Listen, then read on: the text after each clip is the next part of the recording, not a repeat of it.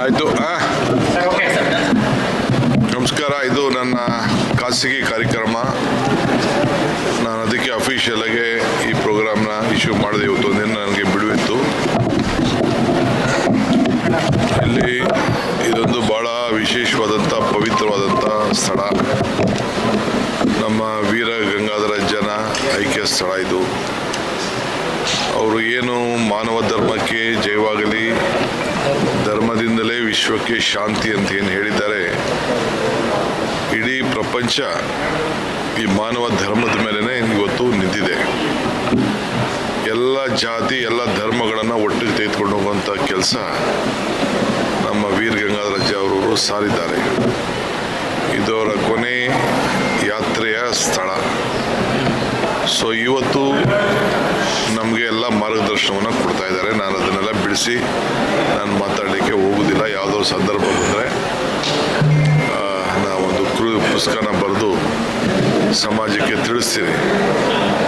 ಇಲ್ಲಿ 5,000 ಲಿಂಗಗಳು ಪ್ರತಿಷ್ಠಾಪನೆ ಆಗಬೇಕು ಅಂತೇಳಿ ಸಂಕಲ್ಪ ನಡೆದಿದೆ. ತ್ರಿಕೋಟಿ ಲಿಂಗ ಅಂತೇಳಿ ಅವರು ಸಂಕಲ್ಪ ಕೂಡ ಅವರು ಮಾಡಿದರು. ಈಗಾಗಲೇ ಎಲ್ಲ ಭಕ್ತರು ಅವ್ರವ್ರಿಗೆ ಇಷ್ಟಾಶಕ್ತಿ ಸಾರ ಲಿಂಗಗಳನ್ನು ಮಾಡಿಸಿ ದಾನವನ್ನು ಮಾಡ್ತಾ ಇದ್ದಾರೆ. ನಾನು ಕೂಡ ಇದರ ಜವಾಬ್ದಾರಿಯನ್ನು ತೆಗೆದುಕೊಂಡು ಒಂದಷ್ಟು ಹಣ ಕೂಡ ಸರ್ಕಾರದ ವತಿಯಿಂದ ಬಿಡುಗಡೆ ಮಾಡಿಸಿದ್ದೇನೆ. ಈಗಾಗಲೇ ಸಮುದಾಯ ಭವನ 90% ಆಗಿದೆ. ಇಲ್ಲಿ ಭಾಳ ಅವಶ್ಯಕತೆ ಇತ್ತು. ಇಲ್ಲಿ ಧಾರ್ಮಿಕವಾಗಿ ಅನ್ನದಾಸೋಹ ಕೂಡ ಆಗ್ತಾ ಇದೆ.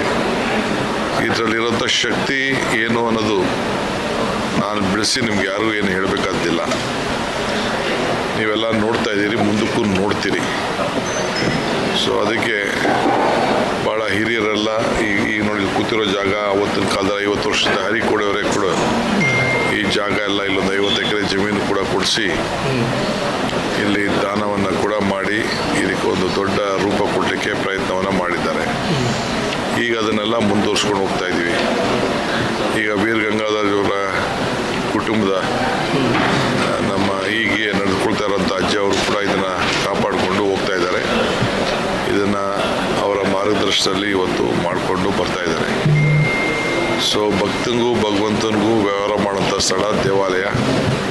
ಸೊ ಇದಕ್ಕೆ ನಾವೆಲ್ಲ ಈ ಮಠದಿಂದ ನಮ್ಮ ಅಜ್ಜನಿಂದ ಬೇಕಾದಷ್ಟು ಮಾರ್ಗದರ್ಶನವನ್ನು ಪಡೆದು ಅವರ ಆಶೀರ್ವಾದದಿಂದ ಒಂದು ದೊಡ್ಡ ಶಕ್ತಿ ನಮಗೆಲ್ಲ ಬಂದಿದೆ.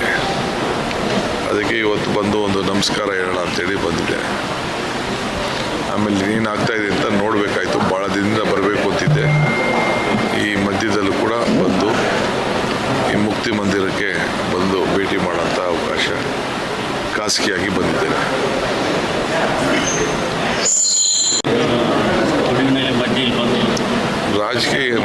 ರಾಜಕೀಯಕ್ಕೆ ಡೈಲಿ ನಮ್ಮ ಸಂಸ್ಕಾರ ಬೇಕಲ್ಲ,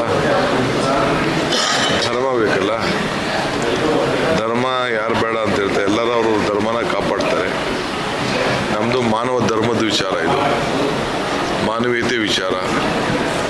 ಈ ರಾಜ್ಯದಲ್ಲಿ ರಾಷ್ಟ್ರದಲ್ಲಿ ಯಾವಾಗಲೂ ಶಾಂತಿ ಇರಲಿ ಅಂತೇಳಿ ಅವರೇನು ಸಾರಿದ್ದಾರೆ ಅದನ್ನ ಸಂದೇಶವನ್ನು ನಾವೆಲ್ಲ ಉಳಿಸ್ಕೊಂಡು ಹೋಗ್ಬೇಕು. ಆ ದೃಷ್ಟಿಯಿಂದ ಇಲ್ಲೇನು ಕೆಲಸ ಆಗ್ತಾ ಇದೆ ಅಂತೇಳಿ ತಿಳಿಲಿಕ್ಕೆ ಬಂದಿದೆ. ಅದರಿಂದ ನಿಮ್ಗೆ ಅರ್ಥ ಆಗ್ತದಲ್ಲ ಅದ್ರ ಶಕ್ತಿ ಏನಿದೆ ಅಂತ.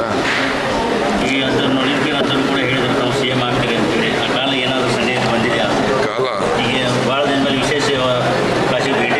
ನಾನಿಲ್ಲಿ ಕೂತಿದ್ದೀನಲ್ಲ, ಆ ಶಕ್ತಿ ಏನಿದೆಯೋ ಇಲ್ಲೋ ಅನ್ನೋದು ನನಗೆ ಗೊತ್ತಿದೆ. ಈಗ ಮಾತಾಡೋದಿಲ್ಲ. ಟೈಮು ಕಾಲ ಎಲ್ಲದಕ್ಕೂ ಉತ್ತರ ಕೊಡ್ತದೆ ಅಷ್ಟೇ. ನಮಸ್ಕಾರ.